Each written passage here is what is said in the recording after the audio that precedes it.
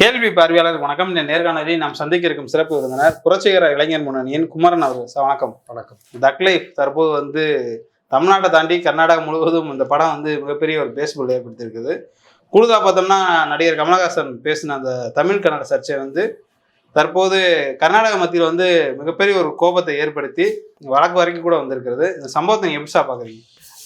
அதாவது இப்போ அண்மையில் உச்சநீதிமன்ற தீர்ப்பு ஒன்று நீதிபதிகள் ஓகா உஜ்ஜம் என்ற 2 நீதிபதிகள் என்ன சொல்லியிருக்காங்கன்னா, நீதிபதிகள் உயர்நீதிமன்ற நீதிபதிகள் பொதுவாக அதாவது ஒரு வழக்குன்னு வரும் பொழுது வழக்கில் தங்களுடைய சொந்த கருத்தை என்ன பண்ணக்கூடாது, கூறக்கூடாது. வழக்குக்கு தேவையில்லாத தங்களுடைய சொந்த கருத்தை கூறக்கூடாதுன்னு சொல்லியிருக்காங்க. இந்த வழக்கில் கூட பார்த்தீங்கன்னா கமல் என்ன மொழியியல் அறிஞரா, அவர் 2:30 மணிக்குள்ளே மன்னிப்பு கேட்கலைன்னா நீதிமன்றத்துடைய நடவடிக்கையை பார்க்க வேணும் அப்படின்னு நீதிபதி சொல்லியிருப்பது அதை எப்படி பார்க்க தோணுதுன்னா, அதாவது நீதித்துறை சில நேரங்களில் ஆளும் அரசுகளுடைய நலன்களுக்கு அதுக்கு விசிறி விடுவது போல் நீதிமன்றம் செயல்படுகிறதா அப்படின்னு பார்க்க தோன்றுகிறது. ஏன்னா அவர் சொன்னது ஒரு பெரிய தவறான செய்தியெல்லாம் ஒன்றும் கிடையாது. தவறான செய்தி ஏன் இல்லைன்னு நம்ம சொல்கிறோம்னா, இதை கர்நாடக வரலாற்று அறிஞரே சொல்லியிருக்கார். இவர் சொல்கிறார்ல மொழியியல் அறிஞரா கமல் அப்படின்னு தான் சொல்கிறாங்களா. ஒரு கர்நாடகாவுடைய மிகச்சிறந்த வரலாற்று அறிஞரான சாகேத் ராஜன் அவருடைய making history, people's history of Kannada past அப்படின்னு சொல்லி ஒரு முக்கியமான நூல். அது மேக்கிங் ஹிஸ்ட்ரின்னு 2 பாகமாக வந்திருக்கு. அந்த நூலில் அவர் தமிழ், கன்னடம், தெலுங்கு இந்த திராவிட மொழி குடும்பம் பற்றி அவர் ஒரு ஒரு தலைப்பில் எழுதியிருக்கார். அதில் அவர் ரொம்ப தெளிவாக என்ன சொல்லியிருக்காருன்னா, தமிழ் ரொம்ப முன்னமே என்ன ஆயிடுச்சு, வட இந்திய ஆரிய தாக்கம் இல்லாமல் தனித்து இயங்கக்கூடிய ஒரு மொழியாக முன்னமே செயலுக்கு வந்துருச்சு. ஒரு 2300 ஆண்டுகளுக்கு முன்னாடியே அது ஒரு செவ்வியல் மொழியாக மாறிடுச்சு. அதில் ரொம்ப வளர்ந்த செழுமையான இலக்கண நூல்கள் இருக்குது. கர்நாடகாலாம் பின்னாடி தான், கிட்டத்தட்ட ஒரு 3000 ஆண்டுகளுக்கு பின்னாடி தான், அதாவது அது ஒரு செவ்வியல் மொழியாக. நான் சொல்கிறது கிமு காலத்துலேருந்து 3000, அதாவது கிமுக்கு முந்தைய காலகட்டம், அதாவது இந்த சிந்துவெளி நாகரிகத்துக்கு பின்னாடி அந்த காலத்தோட சேர்த்து இப்போ 3000னா அந்த 2000ல ரொம்ப பின்னாடி தான் என்னன்னா கர்நாடகமும் தெலுங்கு மொழியும் என்ன ஆச்சுன்னா மலையாளமும் செவ்வியல் மொழிகளாக மாறுச்சு. அதனால் இந்த முந்து திராவிட மொழிகள்னா அதாவது இந்த 3-4 மொழிகளும் ஒரு பொது மொழியிலிருந்து தோற்றம் பெற்றிருக்கலாம் என்பது மொழியியல் அறிஞர்களுடைய ஒரு கருத்து. அதில் எது முதல் மொழின்றது அது வரலாற்று ஆய்வுகள் என்ன செய்யும், அதுக்கு முடிவு சொல்லும். ஆனால் இருக்கிறதுல இப்போ ஒப்பீட்டளவில் பார்த்தீங்கன்னா இதில் செவ்வியல் மொழியாகவும் பழமையான மொழியாகவும் மிக பழமையான இலக்கண இலக்கியங்களும் தொல்லியல் சான்றுகளையும், ஏன்னா இன்னைக்கு நம்ம தமிழ்நாட்டினுடைய இரும்பு காலம்ன்றது சிந்துவெளி காலத்தை விட தாண்டி போயிடுச்சு. 5000 ஆண்டுகள் என்னன்னா முந்தைய இரும்பு பண்பாட்டை நாம் கொண்டிருக்கிறோம். இந்தியாவிலே மிக பழமையான இரும்பு காலத்தை கொண்டிருக்கிறது தமிழ்நாடு தான் அப்படின்னு இன்னைக்கு அமெரிக்காவுடைய பீட்டா ஆய்வு நிறுவனத்துடைய ஆய்வுகள்லாம் வெளிப்படுத்தி. கீழடி கூட என்னன்னு பார்த்தீங்கன்னா தென்னிந்தியாவிலேயே நகர கட்டமைப்பு முத உருவானது அதாவது கீழடியில் தான். வேற நீங்கள் கர்நாடகாவிலையோ தெலுங்கு பகுதியிலையோ இந்த தக்கான பீடபூமி தெற்கே இந்திய மலைக்கு தெற்கே இருக்கக்கூடிய பகுதியில் ஒரு நகர நாகரிகம் அல்லது இரும்பு காலம், ஏன்னா இரும்பு காலம் தோற்றம் பெற காலத்தில் தான் மொழி என்ன ஆகுது, மொழி தோற்றம் பெறதா வரலாற்று அறிஞர்கள் மானுடவியல் அறிஞர்கள்லாம் சொல்கிறாங்க. அப்படி பார்க்கும் பொழுது மிக தொன்மையான இரும்பு பண்பாட்டையும் நகர பண்பாட்டையும் வளமையான இலக்கிய நூல்களையும் கொண்ட மொழியாக எது இருக்குதுன்னா தமிழ்தான். சாகேத் ராஜனே இதை ஒப்புக்கொள்ள. அவர் ஒரு கன்னட அறிஞர், கன்னட வரலாற்று அறிஞர், ஒரு மாவோயிஸ்ட் போராளி கூட. ஆனால் அவர் எழுதிய நூல் கர்நாடக பல்கலைக்கழகத்தினுடைய பாட நூலாக வைக்கப்பட்டு பல பல்கலைக்கழகங்களில் அவர் எழுதின நூல் வந்து பாடநூலாக வைக்கப்பட்டிருக்கு. அப்போ வந்து வரலாற்றறிஞரா இப்படின்னு கேட்குறாங்களா? உண்மையிலே நீதிபதிகள் அந்த கன்னட வரலாற்றறிஞர் எழுதிய நூலையே வந்து என்ன பண்ணலாம், பார்க்கலாம். அவர் சொல்லும்போது அந்த நூலுடைய உள்ளடக்கத்திலே பார்த்தீங்கன்னா, அதாவது சிந்துவெளி காலத்தில் இங்கே வந்து என்ன தோன்றிருக்கலாம், திராவிட மொழிகள் வந்து என்ன பண்ணிருக்கலாம், செப்பமிட்டு அதாவது மொழிகளாக தோன்றியிருக்கலாம், அது ஒரு பொது மொழியிலிருந்து பிறந்திருக்கலாம். அந்த கருத்துக்கு என்ன இருக்கு, மூலம் இருக்கிறது. ஏன்னா சமஸ்கிருத ஆரிய வரலாற்றுக்கு மாறாக அவர் சொல்லையிலே 3 தான் சொல்கிறார். இந்த திராவிட மொழிகளை பற்றிய வட திராவிடம், நடு திராவிடம், தென் திராவிடம் சொல்கிறார். தென் திராவிடத்தில் அவர் என்ன சொல்கிறாருன்னா, தமிழ், கன்னடம், துளு, மலையாளம், அப்புறம் வந்து இன்னும் குடகு, இது மாதிரியான அந்த பழங்குடி மக்கள் பேசக்கூடிய தோடா, இந்த மொழியெல்லாம் சேர்த்து தென் திராவிட மொழிகள் அப்படின்னு அவர் வந்து குறிப்பிட்டு சொல்கிறார். இது வந்து இரும்பு காலத்தில் தோற்றம் பெற்றிருக்கலாம்னு அவர் வந்து அஸ்கோ பாப்லோ போன்ற மிகச்சிறந்த வரலாற்றறிஞர்கள் சிந்துவெளி பண்பாடு குறித்து நிறைய நூல்கள் எழுதினார். அது இன்னும் சொல்லப்போனால் சிந்துவெளி பண்பாடே வந்து திராவிட நாகரிகம்னு உறுதி செஞ்சவர் அவர். அவருடைய நூலெல்லாம் மேற்கோள் காட்டிதான் சொல்லியிருக்கார். அப்போ வந்து கமல் பேசியதுன்றது வந்து இந்த வரலாற்று உண்மைகள்லேருந்து தான் பேசியிருக்கணும். அது மட்டும் கிடையாது. நீங்கள் வந்து முத பிரிட்டிஷ் வந்து மொழிகள் பற்றிய ஆய்வுகள் தொடங்கும்போது அவங்க தான் இந்த ஒப்பீட்டு மொழிகள் ஆய்வு, மொழிகளுக்கிடையே ஒப்பீட்டு ஆய்வை செஞ்சவங்க. அவங்க செய்யும் பொழுது குறிப்பாக வந்து ஏஹெச் கேம்பல்னு ஒரு பிரிட்டிஷ் அதிகாரி, அவர் வந்து தெலுங்கு மொழிக்கு ஒரு என்ன எழுதுறாரு, ஒரு இலக்கணம் எழுதுறாரு. அந்த இலக்கண நூல் எழுதும் பொழுதுங்க அதுக்கு வந்து நம்ம எல்லிஸ் வந்து என்ன எழுதுறாருன்னா ஒரு முன்னுரை எழுதுறாரு. தெலுங்கு மொழிக்கான இலக்கணத்துக்கு ஒரு முன்னுரை எழுதும் பொழுது அதில் ரொம்ப தெளிவாக சொல்கிறார். அதாவது தெலுங்கு, கன்னடம், துளு, தமிழ், மலையாளம், இந்த எல்லா மொழிகளும் குறிப்பாக அந்த 3 மொழிகளை சொல்கிறாங்க. அதாவது தெலுங்கு, தமிழ், கன்னடம், இந்த 3 மொழிகள்லையும் சில பொது சொற்கள், சில அடிப்படையான சொற்கள்னு சொல்லுவோம்ல, அந்த சொற்களை பட்டியலிட்டு இது எல்லாம் ஒரு பொது மூலத்திலிருந்து கிடைத்திருக்கணும்.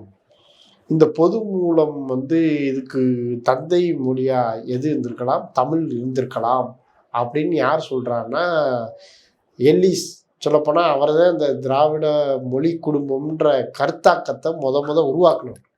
கால்டுவெலுக்கு முன்னாடி அந்த கருதுகோள், அதாவது என்னென்னா அப்போது ரொம்ப அது வளர்ச்சி அடையாத நிலையில், தொடக்க நிலையில் இந்த 3 மொழிகளுக்கும் ஒரு பொது மூலம் இருக்கிறது அப்படின்னு வந்து எல்லிஸ் தான் கண்டுபிடிச்சு அந்த தெலுங்கு மொழி இலக்கணத்துக்கான முன்னுரையில் அது கிட்டத்தட்ட 1814 வந்தது.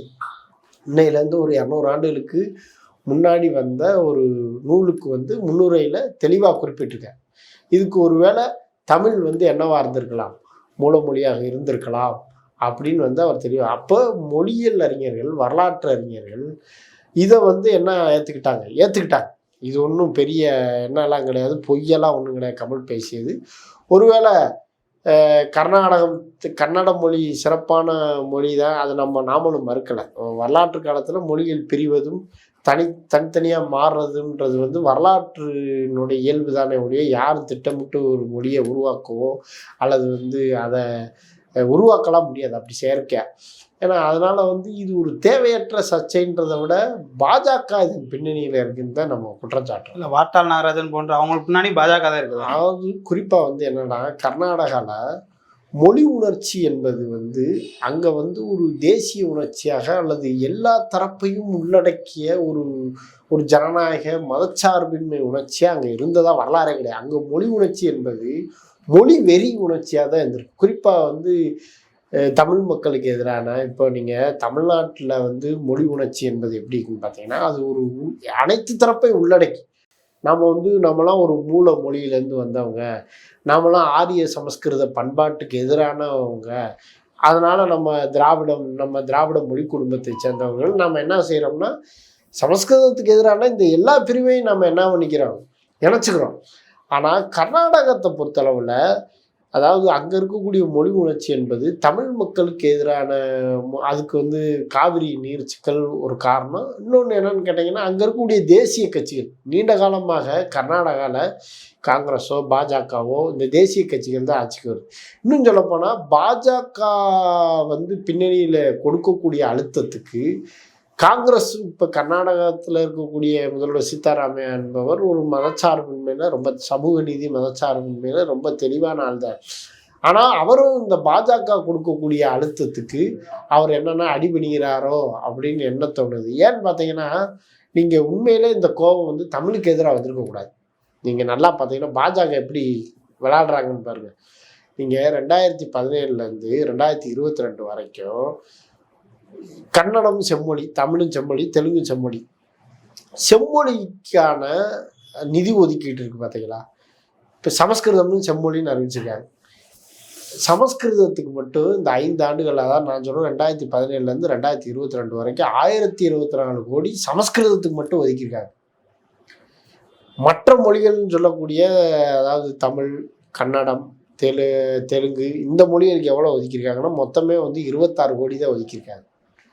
அப்போ வந்து இன்னும் சொல்லப்போனால் தமிழுக்காவது 22 கோடி ஒதுக்கியிருக்காங்க. தெலுங்குக்கு கர்நாடகத்துக்கு 3 கோடி தான் ஒதுக்கியிருக்காங்க. அப்போது உண்மையிலே இந்த கோவம் வந்து பாஜகவுக்கு எதிராக வந்து என்ன இருக்கணும், கன்னட மொழியை வந்து 2வது மொழியாக நடத்துகிறீங்க, ஒரு செகண்ட் கிளாஸ். அதாவது இந்த நாட்டில் எல்லா மொழிகளும் சம உரிமை பெற்ற மொழிகள் தான். அதில் ஒரு மொழி பழமையான பண்பாடு கொண்டது, இன்னொரு மொழி பழமையற்ற, அப்படியெல்லாம் நம்ம பார்க்க முடியாது. மொழிகள்ன்றது வெவ்வேறு காலத்தில் உருவாகக்கூடியது. இந்த எல்லா மொழிகளுமே சமத்துவமாக நடத்தப்படும். அப்போ செம்மொழின்னு என்று சொல்லப்படும் பொழுது செம்மொழி எல்லாமே என்ன பண்ணப்படணும், சமத்துவமாக நடத்தப்படணுமா இல்லையா. ஆனால் சமஸ்கிருதத்துக்கு ஒரு நீதி, ஏனைய தென்னிந்திய திராவிட மொழிக்கு வந்து என்னென்னா ஒரு அநீதியை ஒன்றிய பாஜக அரசு இழைத்து வருது. உண்மையிலே இந்த கோபம் அதுக்கு எதிராக திரும்பி விடக்கூடாது என்பதற்காகத்தான் இன்னைக்கு வந்து என்ன பண்ணியிருக்காங்கன்னா,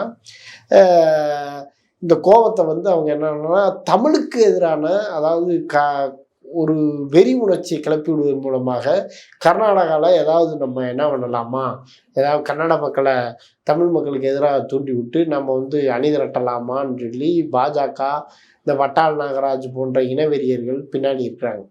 அப்படி அவர்கள்தான் இது ஒரு பெரிய, அதாவது சர்ச்சைக்குரிய ஒரு பொருள் கிடையாது. இன்னும் சொல்லப்போனால் காங்கிரஸ் கட்சியினுடைய, கர்நாடக காங்கிரஸ் கட்சியினுடைய அந்த சிவகுமார் அவர் தெளிவாக தான் சொல்லியிருக்காரு. அப்படி ஒன்றும் இல்லைங்க, நம்ம எல்லாருமே ஒரு ஒன்றுபட்ட என்னது ஒரு பொது மூலத்திலிருந்து வந்தவர்கள், ஆரிய சமஸ்கிருத மரபுக்கு எதிரானவர்கள் அப்படின்னு தான் கமல் பேச வந்திருக்காரு. இது தேவையில்லாமல் என்னவாக்க வேண்டாம், அரசியலாக்க வேண்டாம்னு வந்து அவர் சிவகுமார் சொல்லியிருக்கிறது உண்மையிலே வரவேற்க தகுந்த கருத்து. அதுதான் சரி. ஆனால் இதில் பல தரப்பு எதிர்ப்பு தெரிவித்து கன்னட படத்தை, அதாவது கர்நாடகாவில் கமல் படத்தை ஓட விட மாட்டோம்னு சொல்கிறதெல்லாம் வந்து என்னன்னு கேட்டிங்கன்னா பக்கா பாஜக பின்னணி இருந்து செய்யப்படக்கூடிய. நீதிபதிக்கு அந்த எண்ணம் இருக்குமான்னு. நீதிபதிகள் ஏன் அப்படி இருக்க மாட்டாங்க? அயோத்தியில் பாஜகவுக்கு ஆதரவாக தீர்ப்பு கொடுக்கலையா?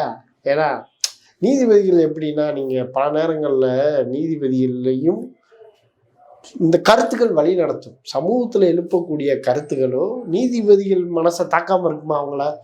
ஏன்னா அவங்கள தாக்கும்ன்றது வந்து யதார்த்தம். ஆனால் இது இவ்வளோ பெரிய சர்ச்சைக்குரிய ஏதோ இதை சொல்லிட்டேனால வரலாற்று புத்தகங்கள் எழுதிட்டாரு கமல், அப்படியெல்லாம் ஒன்றும் இல்லையே. அவர் வந்து ஒரு ஒற்றுமை நோக்கில் நாமெல்லாம் ஒரு பொதுவான இதுலேருந்து வந்தவங்க அப்படின்னு சொல்லியிருக்காரு. அவர் சொன்னதுக்கு சான்றுகள் இருக்குது, வரலாற்று சான்றுகள் இருக்குது, ஆய்வுகள் இருக்குது, அதை உறுதிப்படுத்தக்கூடிய சான்றுகள் இருக்குது.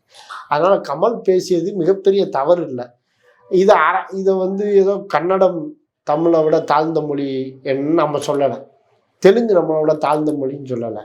ஏன்னா நாம் ஒரு செம்மையான மொழி இலக்கிய வளமை பெற்றிருக்கோம். அதனால் இந்த மொழியிலிருந்து கன்னடம் பிறந்திருக்கலாம்ன்றது வந்து ஒரு கருதுகோள், ஆய்வு கருதுகோள். இது எப்படி பிரிட்டிஷ் அதிகாரிகளுக்கு இந்த ஆய்வு கருதுகோள் இருந்தது. அவங்க வந்து தென்னிந்திய மொழிகளுக்கு வந்து தமிழ் வந்து என்னவா இருந்திருக்கலாம், தந்தை மொழியாக இருந்திருக்கலாம்னு வந்து சொல்லியிருக்காங்க. அப்போ அவங்க செய்த மொழியியல் ஆய்வுகள் வந்து அதை உறுதிப்படுத்தியிருக்கு. அதனால் இது வந்து ஆய்வு சான்றுகள் இல்லாமலாம் கமல் பேசிட்டாரு, இல்லை வந்து தமிழ் மக்களுடைய உணர்வுகளை வந்து அவர் வந்து என்ன பண்ணணும், உணர்ச்சியை தூண்டி விடன்றக்காக பேசிட்டாரு அப்படியெல்லாம் அப்படி சொல்ல தேவையில்லாதது. இது வந்து ஒரு பக்கா பாஜக ஆர்எஸ்எஸ் பின்னணியிலேருந்து எழுப்பக்கூடிய ஒரு ஒரு முரண்பாடாகத்தான் நம்ம பார்க்க வேண்டியது. இல்லை, இதில் கமலை வந்து மன்னிப்பு கேட்கன்னு சொல்லி கோர்ட்டே சொல்லியிருக்குது. இல்லை, மன்னிப்பு கேட்பாரா கேட்கலான்ற வேற விஷயம். ஆனால் இது வந்து தேவையற்ற, அதாவது நீதிமன்றமே இருந்தாலும் இது மன்னிப்பு கோரணும்னு என்ன இருக்கு? இது என்ன அப்படி என்ன பெரிய குத்தமாக பண்ணிட்டாரு? இதனால கர்நாடகாவில் எதுவும் சோசியல் இஷ்யூ ஆகி ஏதோ பெரிய கலவரம் வந்துருச்சா? கன்னட தமிழ் மக்களுடைய உறவுல எதுவும் முரண்பாடு ஆயிடுச்சா? ஏன்னா அப்படி எதுவும் ஆகலையே. ஒரு ஒரு ஒரு ஒரு ஒரு கூட்டத்தில் போய் பேசியிருக்காரு. ஏன்னா இதனால் யார் மனசு புண்பட்டதாகவோ இப்படி இப்படி பேசுனதுக்கெல்லாம் இப்போ இந்த ஆய்வுகளெல்லாம் இப்போ நான் சொன்னேன், சாகித் ராஜன் அவர் ஒரு கன்னட பார்ப்பனர் சமூகத்திலேருந்து வந்தவர், கன்னட வரலாற்று அறிஞர்.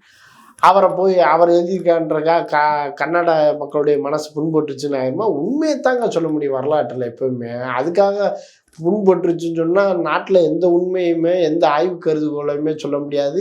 ரெண்டாவது கமல் பேசுனதுன்றது வந்து என்னன்னா ஒரு ஒற்றுமை நோக்கில் நம்மலாம் வந்து ஒரு ஒரு பொதுவான என்னது சகோதரர்கள், நம்மலாம் வந்து என்னன்னா ஒரு ஒரு ஒரு பொது மூலத்திலேருந்து வந்தவர்கள்ன்ற நோக்கத்தை, இந்த நோக்கத்தை சரியாக புரிந்து கொண்டால் இது என்ன கிடையாது, சிக்கலே இல்லை. இந்த நோக்கத்தை தவறாக வந்து இட்டுக்கட்டினா இது சிக்கல் கட்டாயமாக. அப்போது இதை இட்டுக்கட்டக்கூடிய ஒரு பிரிவினர் கர்நாடகாவில் தொடர்ந்து இயங்கி கொண்டிருக்கிறார்கள். அவர்களுக்கு இசைவாக நீதிமன்றமும் என்ன ஆகிட்டு இருக்கு, இசைவாக இருக்கிறது. கர்நாடக முதல்வரும் அவர்கள் எழுப்பக்கூடிய அந்த அழுத்தத்திற்கு பலியாகி இருக்கிறான்னு தான் நம்ம பார்க்கணும். நன்றி சார். நன்றி.